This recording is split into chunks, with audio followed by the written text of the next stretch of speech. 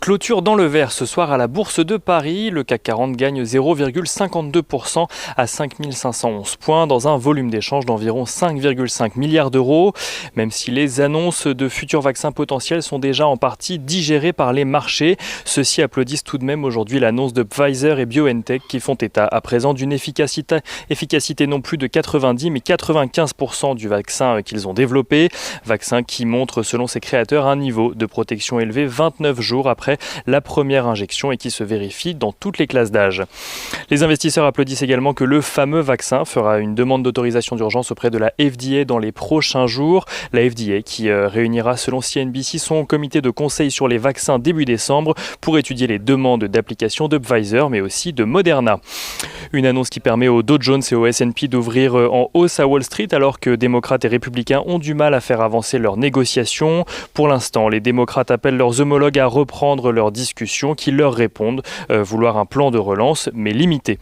Il n'en reste pas moins que les perspectives sont d'ailleurs aux États-Unis compliquées. Selon Jérôme Powell, celui-ci a déclaré hier que la situation pourrait être difficile plusieurs mois encore avant de revenir à la normale. Un des principaux risques selon le président de la Fed est que certaines activités considérées comme à risque vis-à-vis de la Covid-19 soient encore délaissées pour un moment.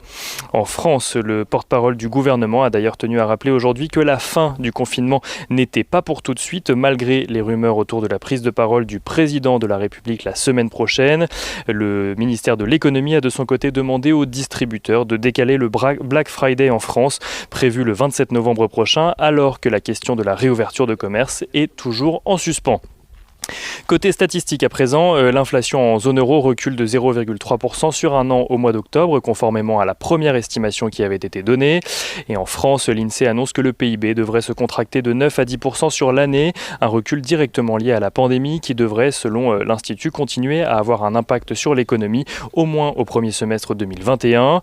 Le gouvernement anticipe de son côté un rebond de 6% de l'activité l'année prochaine contre les 8% initialement prévus.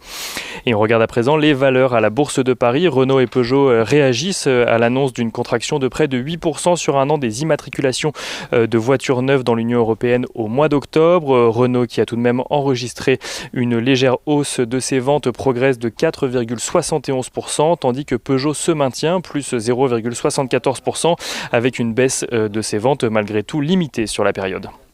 Sanofi annonce de son côté que la FDA lui a accordé une procédure accélérée pour le médicament que le laboratoire développe contre la thrombocytopénine immune. Sanofi qui gagne 1,5% ce soir. Thales annonce de son côté la signature d'un contrat d'1,5 milliard d'euros avec le constructeur naval Damen, contrat qui portera sur la fourniture de systèmes de combat à la marine allemande. Thales qui perd ce soir 1,57% et dernière valeur citée ce soir, Total qui annonce avoir conclu un accord avec la mairie de Paris pour la modernisation des bornes de recharge de véhicules électriques à Paris. Donc, Total qui gagne 0,39% à la clôture ce soir. Demain, les investisseurs suivront tout d'abord de près le Conseil européen qui se tiendra demain pour évoquer le sujet des relations avec le Royaume-Uni post-Brexit, mais pour évoquer évidemment aussi le sujet de la crise Covid-19. Côté statistique, les investisseurs prendront connaissance des inscriptions hebdomadaires au chômage aux États-Unis, de l'enquête manufacturière de la Fed de Philadelphie au mois de novembre et de l'indicateur du Conference Board pour octobre aux États-Unis. Donc toujours côté valeur, Bouygues publiera ses résultats trimestriels ainsi que sa filiale Colas, mais aussi l'assureur CNP Assurance.